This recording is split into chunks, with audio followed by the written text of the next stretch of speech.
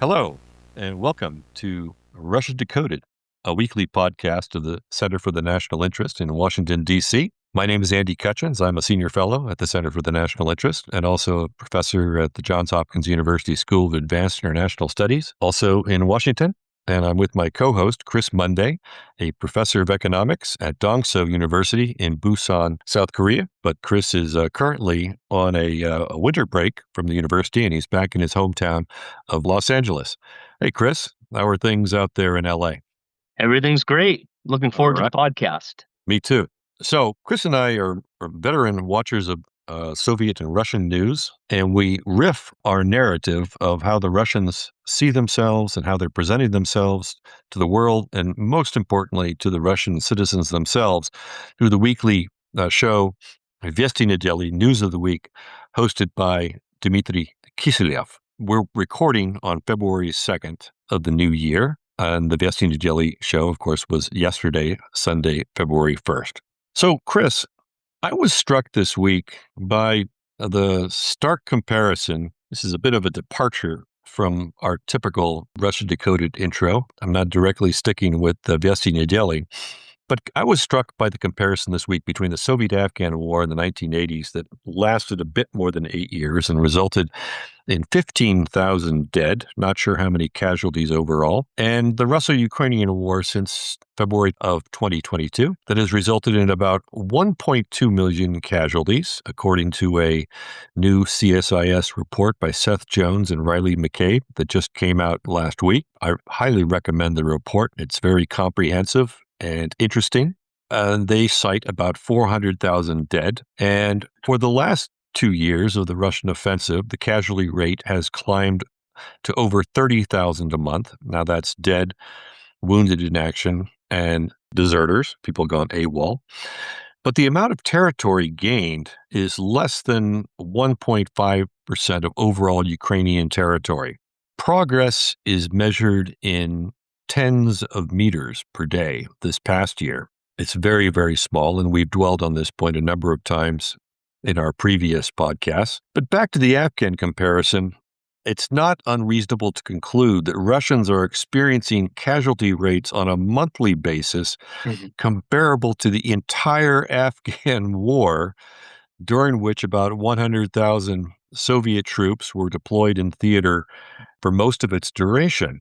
So what is striking to me is that there was more evidence, in my view, of Soviet societal dissatisfaction with war losses, even before Gorbachev started Glasnost in 1986, than we see today in Russia, despite the far greater human losses that Russia is experiencing. During the Afghan war, most noteworthy were the Soviet mothers against the war that, again, it indicated some evidence of a civil society in the Soviet Union. Today, there's virtually no evidence of domestic opposition to the Ukraine war. And this is very puzzling to me, Chris, and it raises a couple of questions. So my first question is contemporary Russia more repressive than the Soviet Union of the 1980s? I lean toward answering that question in the affirmative, but it's not something that we can quantify, really. And certainly, at least after Gorbachev launched the Glasnost campaign in 1986, opening freer discussion of Soviet history and current events subsequently. But from 1980 to 85, 86, this question is a little harder to answer. But here are a couple of data points. The first time I went to the USSR was for 3 weeks on a college trip in January of 1980, sponsored by Amherst, where I went to school, Williams, and Smith College. That would not be possible today. It wouldn't happen. No college or university, I think, would approve of their students going to Russia at this time. The second time was for a semester in 1981 at the Pushkin Institute, which is designed to teach Russian to those interested in teaching Russian. Students can't do that also. There are no language exchanges between the United States and the Russian Federation. Federally funded programs on the U.S. side, they send their students to Lithuania, they send them to Kyrgyzstan, to Bishkek, actually at the school where I was president of, the American University of Central Asia.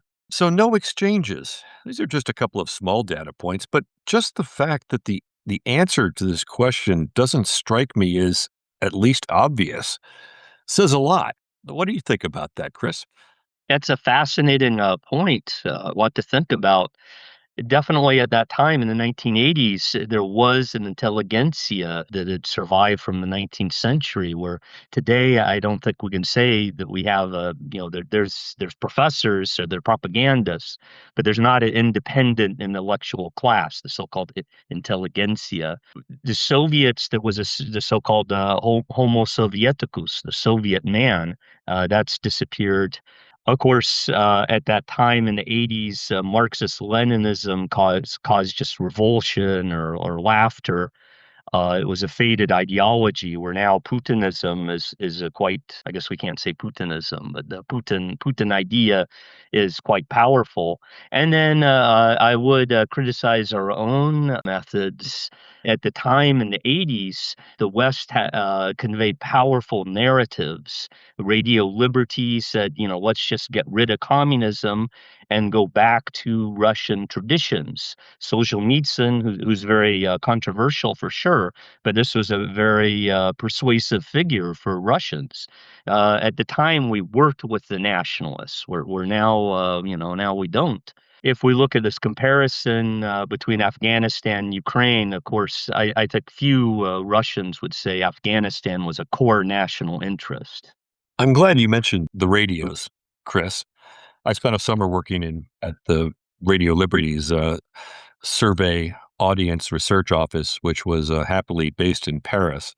But I mean, the Radio Liberty, Radio Free Europe, the Voice of America, they played huge roles and were hugely popular with large numbers of the Russian population during this time, and it really served as an alternative source of news to what was presented by the Soviet Union.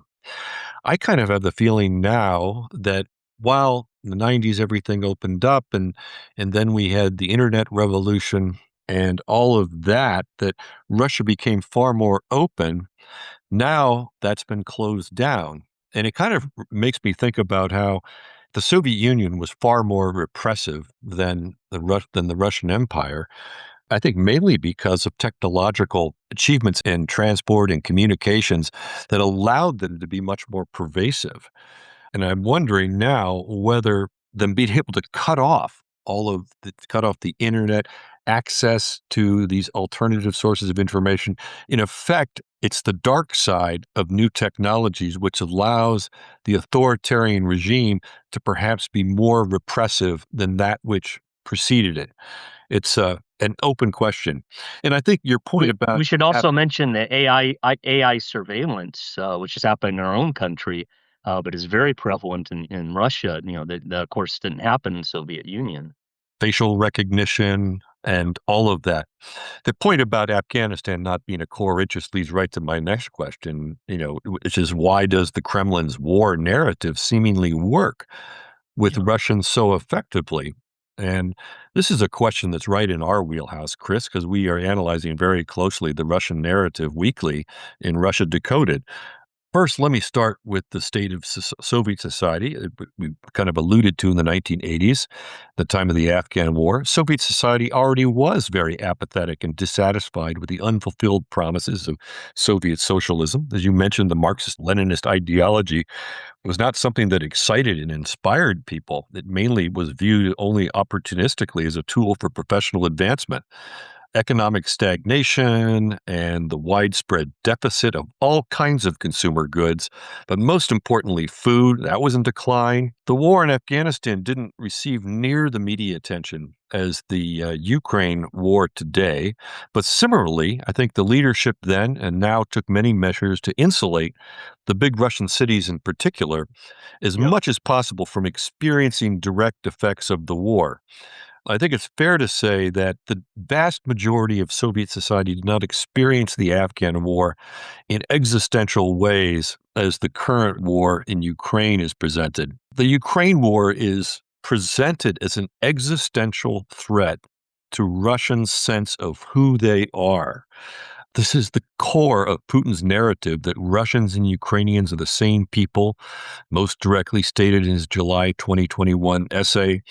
This is presented really as kind of a Russian jihad, a holy war against an illegitimate state run by a neo-Nazi junta, thus resonating with the sacred Soviet victory in World War II, or at least that is what Russian media is attempting to achieve.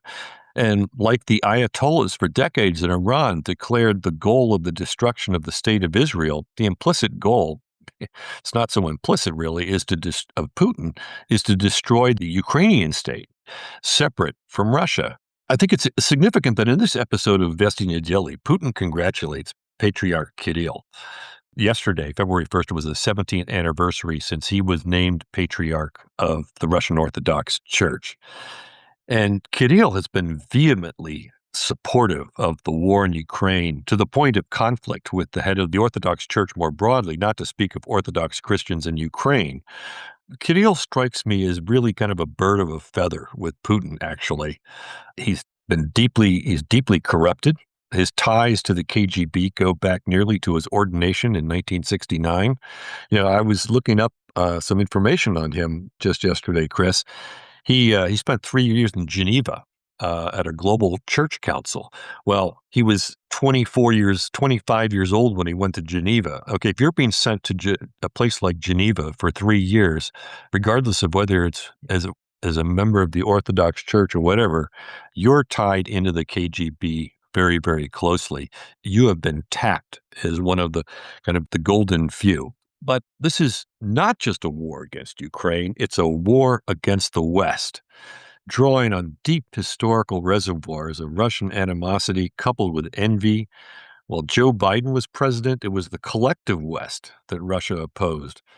For the last year, and especially since the Anchorage meeting last August between Trump and Putin, the Europeans have come in for the brunt of criticism of Russia for their continuing support of Ukraine. And the West is demonized as corrupt, decadent, and essentially as an evil other who are only supported by Russians who are essentially traitors, predateli. And this linkage was explicit in the Vesti Nedeli broadcast yesterday. 15 or 16 years ago, the Russian opposition liberals were categorized then as asystemic or non-systemic opposition, meaning, they were hassled, but they were allowed to exist in Russia, and they had little or no power in the Russian political system. These were people like Alexei Navalny, Garry Kasparov, Boris Nemtsov, and others. Okay, 2 out of those 3 I just mentioned are dead. And most liberals, certainly former visible opposition figures, they live outside of Russia as exiles. And they are described by Russian media as inoagenti, foreign agents. And they were featured this week. The so-called Russian Democratic Forces meeting with the Parliamentary Assembly of the Council of Europe, a body that the Russian Federation withdrew from in 2022. And the group included Garry Kasparov and another familiar leading Russian opposition figure, Vladimir Karamutsa, and 10 others. Now, they're emphasizing there's no leadership to this group. Is it from the Russian regime's perspective? They're just kind of a rabble that are endorsed by the Russophobic West. Kiselyov refers to them as nashi kryvyatki, our crooked ones, our deviants. And there's kind of religious connotations that go way deep into Russian history, right? It's not far from satanic. And significant in this group was Nadia Tolokolnikova, an original member of the punk rock postmodern group Pussy Riot that performed their act at the altar of the Christ the Savior Cathedral in 2012, and they videoed it. And they got a 2-year sentence for hooliganism. The Kremlin immediately framed them as essentially as deviant whores, blaspheming the sacredness of the church and the person of leader Vladimir Putin. And their message to Putin was literally F Putin. And to accentuate the emphasis of the sexual deviancy, Vesti Nedeli points out that Tolokonikova has an account on the U.S. porn site OnlyFans, where she earns money from performing sexual acts online with clients. I mean, she is just perfect for Kremlin purposes and gets a lot of attention this week on Vesti Nedeli, and it's all very, very salacious. And then in case you did not get the message that these people are traitors to Russia, the next story... By the way, if I could mention, she's living in L.A. right now. She has a nice art exhibition here. Uh, interesting. Oh, we'll leave that. We'll leave that there. The next story coming up was about a new documentary by the Kremlin favorite Andrei Medvedev, and the title of his new documentary is "Предательство," treason, and it shows how Russian teens as young as 13 to 14 are getting recruited by Ukraine to conduct terrorist acts in Russia, pretty minor scale stuff, but for which they're being sent to prison for up to 10 years and in some cases even longer. All right, Chris, I've kind of rambled on here about the narrative and how it's kind of tied in with some aspects of this episode of Vesti Nedeli. I know you've got a lot to say about this.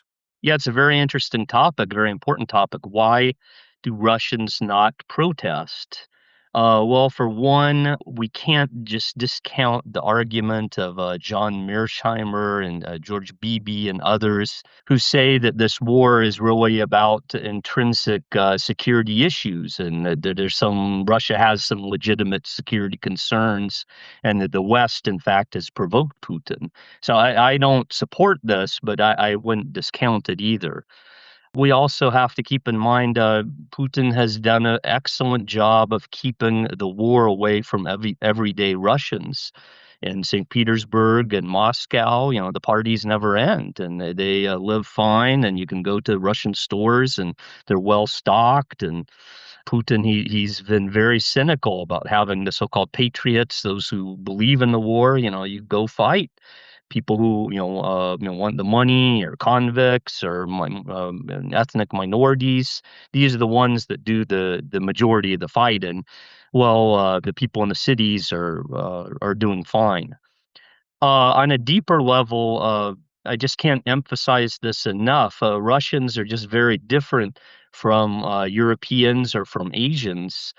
Russia's always lacked a civil society. Russia never had cities like in Europe. These cities they were in Russia. They were forts or they were administrative centers, but there wasn't a city like in the West, like a Paris or a London. And at the same time, they didn't have a Confucian culture, and so you don't have this kind of civic society. And very few Russians, even oppositional Russians, talk to them, they don't see any point in voting, and they just street protests. That's not for them. They just won't do it. Again, even we have very many in the opposition, and New York Times opinion writers and things, but maybe they write a paper about Putin, but they won't actually themselves go and protest. I've been in Russia many times, and I talk to them, friends, and I talk to I go to the Russian gym and talk to these huge bodybuilders, huge guys, tough guys, and why can't you stand up for yourself? Why can't you go out? No, no, no. They can't do it. This is just deep in Russian culture. I agree with you very much that that is the dominant vibe, and it goes back to Russian imperial history and Soviet history. But sometimes the order breaks and all hell breaks loose. And of course, Yeah. this happened with the Bolshevik Revolution, and it happened again in 1991. It wasn't like it was a countrywide rebellion against Soviet rule. It was basically in Moscow, where hundreds of thousands of people would come out. So that there are exceptions to the rule, but we don't see any evidence of that kind of pressure brewing at the moment. This was Alexander Pushkin said, "The Ruski bunt бессмыслен и бессмыслен и бессмыслен." The Russian revolt is always senseless, right? That just pressure Right. mounts, and then you get this explosion, right? But you Like don't. the peasant revolts, Pugachev and Yeah, Stenka Razin early yeah, in yeah, 16th and yeah. 17th and 18th centuries. Just briefly, if I could mention, it's hard for Westerners to understand just the amount of Orientalism or just flat out racism against the Ukrainians in Russian culture. Just constantly, when you're in Russia, you're bombarded with this arsenal of tropes about the primitive Ukrainian or the anti-Semitic Ukrainian. There's a Gogol Taras Bulba. I mean, it's just horrific. These images. Many Russians believe this, that The Ukrainian, he's just, too primitive to govern. The Ukrainians are too primitive to govern themselves. I guess it would be like images of black people in American culture for decades. This kind of racism. And then lastly, I'd like to point out that Russian intellectuals in the 90s, I knew them, these people who were sitting in the library day and night, they formulated a very sophisticated critique of a so-called Ukrainianism. They see it as a false consciousness. And many of these books, they've never been translated into English, and they never received any kind of pushback. And so there's many of these narratives that are very popular among Russian intellectuals that never get critiqued in the West. That's absolutely right, Chris. I just want to intervene here before you go on to some technology issues. I teach, this is the third year I'm teaching a course entitled Ukraine and Russia, Sovereignty Clashes with Empire. There's this kind of the contrast between one thing that Putin emphasizes, that we are the same people, essentially. This is not a viable or independent or independent state, and that's a good thing from Putin's standpoint, and sort of a traditional Russian imperialist standpoint. But then there's the whole series of negative tropes, and the efforts that Russians have consistently made going back. Well, first of all, to dominate the narrative of Kiev and Rus, and that this was, Yes. Yeah. rather than being the birthplace of two different nations, big important nations, Ukraine and Russia, it was simply Russia and Little Russians. And every time the Ukrainians tried to assert their nationhood, whether it was in kind of a proto-state like the Cossacks under Bogdan Khmelnytsky in the 17th century, and Ivan Mazeppa. These are always stepped on by the Russians, and they are denying Ukrainian autonomy and ultimately Ukrainian nationhood. And then there's the various battles of vernacular Ukrainian language. Written language began to emerge in the late 18th century and then into the 19th century in a Ukrainian literature. The Russians, they reacted very, very comprehensively to that in a negative way, banning Ukrainian books in the latter part of the 19th century, et cetera, et cetera, et cetera. And so this just goes on and on and on again and again. This contrast of cultures. Russian also has another set fixed trope that's just prevalent in Russian literature. This is the decadent immigrants, and we saw this in the Vesti Nedeli. This was Alexei Tolstoy, the great writer, the so-called Red Baron. He wrote Immigranti about these decadent immigrants who can't agree amongst themselves, and they split into all these arcane factions. And some of this is true. And before the Russian Revolution, there were the Mensheviks and the Bolsheviks and the social revolutionaries and the anarchists. And, I mean, just it just goes on and on and on. There's no unity, and in the end, there's no sense in what they were trying to do. Unfortunately, we see in the Russian opposition today, I think we see some of this legacy. Like they said in the Russian news, Dmitry Kiselov called it the Bradyashi Tsirk, right? That's what he called the platform for dialogue with Russian democratic forces. Translate that for our listeners. It's a wandering circus. These are not serious people in Yes, the eyes yes. of the Russian, in Also, the I eyes of should the Kremlin. mention, it's very important for viewers. We'll hear them often as Vovan and Lexus. They work with the FSB and they prank call different Western officials. And so we saw one of these prank calls on the Russian news. People have to be mindful of these when you're calling. I guess they're very good at deceiving people. And then finally, I would like to mention, I just think it's counterproductive. Among the Russian opposition, we hear the slogan decolonization. We need to decolonize Russia. And of course, it's good to recognize different ethnicities. But for many Russians, especially ethnic minorities, they feel that they hear this slogan and they feel very threatened. And many are very resentful. I work with Korean Russians, and they're very resentful when they hear this. That what, you don't think I'm real Russian? So it's a questionable slogan that we've come up with, the decolonization. Well, there are many in the West and in Washington who are openly advocating for the breakup of the Russian Federation and are arguing that it is imminent. Now, of course, that did happen with the Soviet Union, where the Hmm. ethnic republics broke away.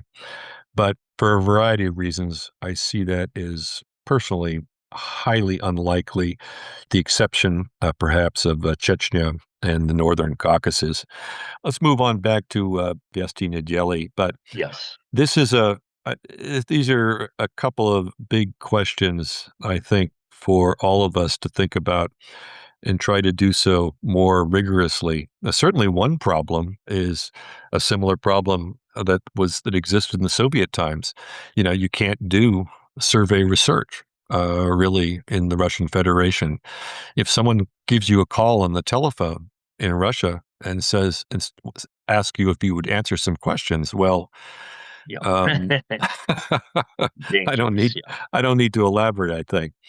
So, Chris, this was a big week for the Middle Eastern diplomacy in Moscow. Why don't you help our listeners about that? Yeah, so Vesti Nedeli, it actually starts out with a visit from the United Arab Emirates. This is President Mohammed bin Zayed, who visited Moscow, met Putin, and they show, the pageantry and the ceremonies, and Russia more and more Russia's looking like the Middle East. That used to be an insult. Russians would get mad at me for comparing them to the sheikhs of the Middle East, but more and more that's what they look like. And this is very important. Why? Because well, this has been for a decade now. Russia has been working with the United Arab Emirates in Libya with this Haftar, with this strongman, trying to bring some kind of some kind of unity to that country.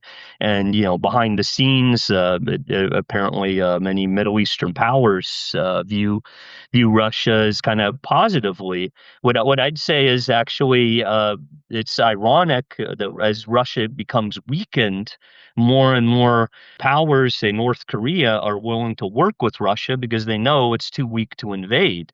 And it's Israel, to be blunt about it, sees Russia as a kind of balancer. They're kind of welcome in the Middle East. We see in Syria, they can keep their bases and balance out Turkey. They don't quite say this in the news, but the implication is clear that these Middle Eastern countries are kind of looking for Putin to help mediate the Iranian conflict. Now, how much he'll actually help, I'm doubtful of, but You had the Sultan of Malaysia, which is more of an honorific position. He came to St. Petersburg, and Putin gave him a tour of the Hermitage last week. And then you had Ahmed al-Shara, the Syrian president, coming to Moscow for a visit with Putin, and then President bin Zayed of the UAE. And then it's reported that Putin had a telephone call with Ali Larijani of Iran, the head of the Iranian National Security Council.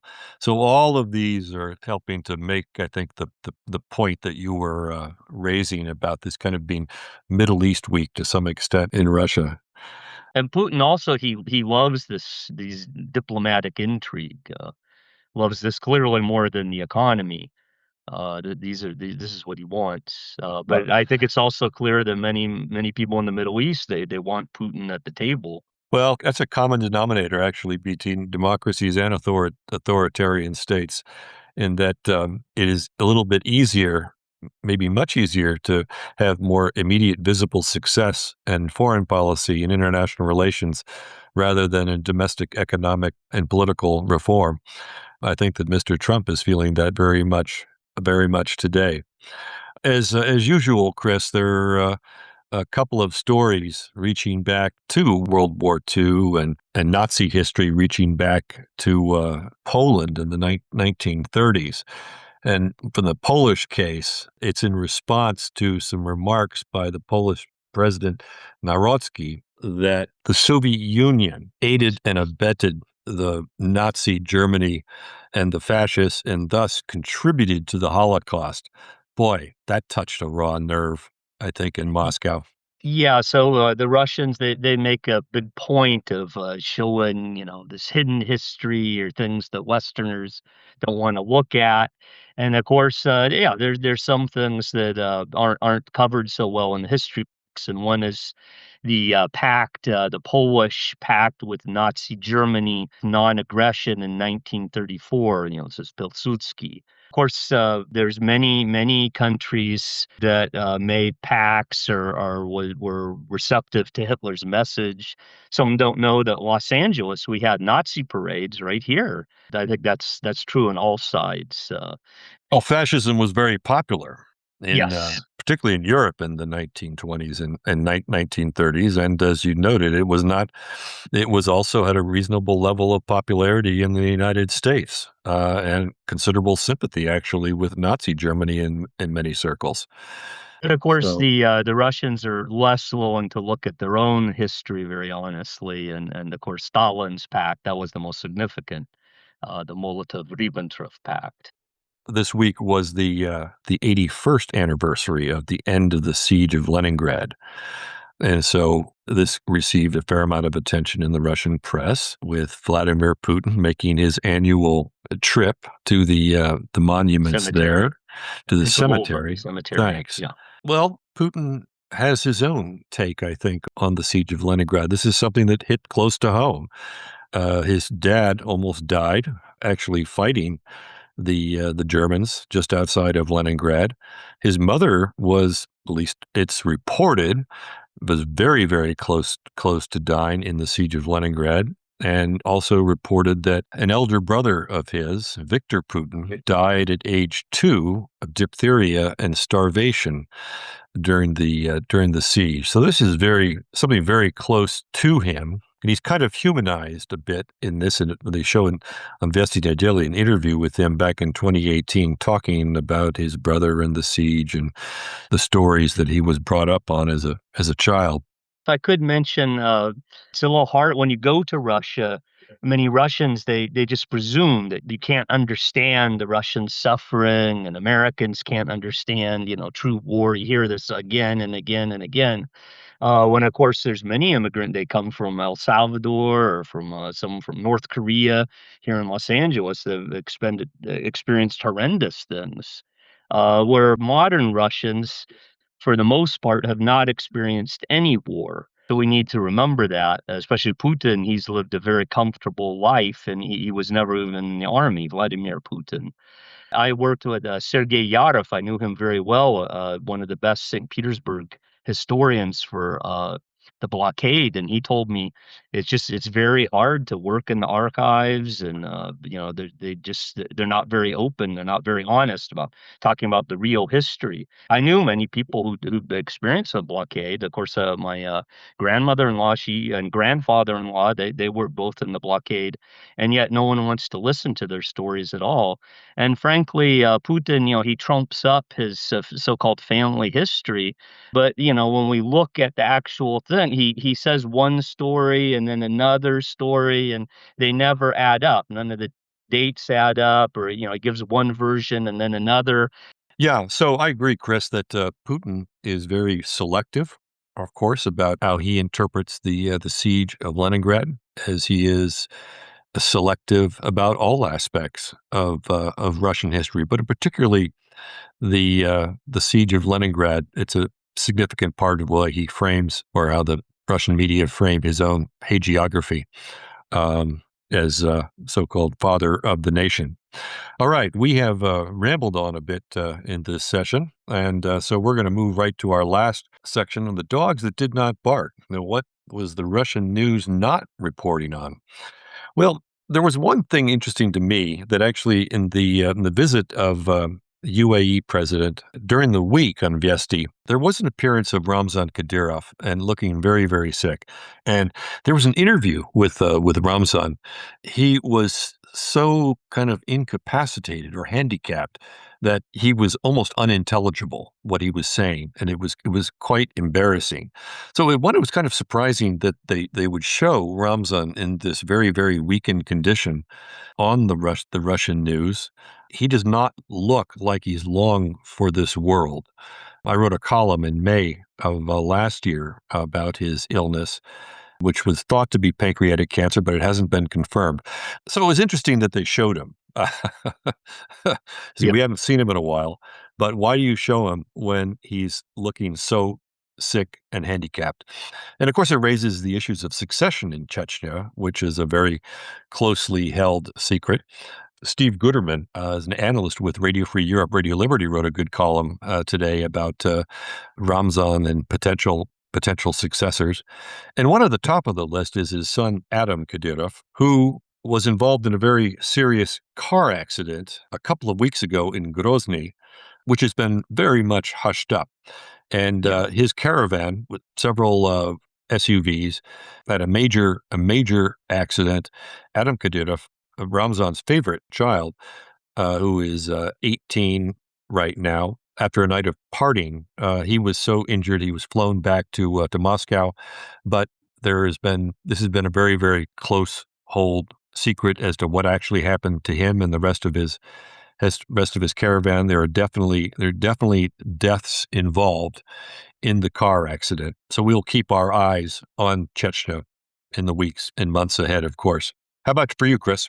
If I could mention also Hinstein, the governor of Kursk, who's a key point man for North Korea. He was at the same time, he was also in an auto accident, which is a very strange coincidence. I think Adam Kadyrov and his caravan, I think that was a real accident. I don't think it was, although we don't know. We don't know. No. And of course, car accidents always, especially in authoritarian states, and airplane crashes raise many questions. Sorry to interrupt.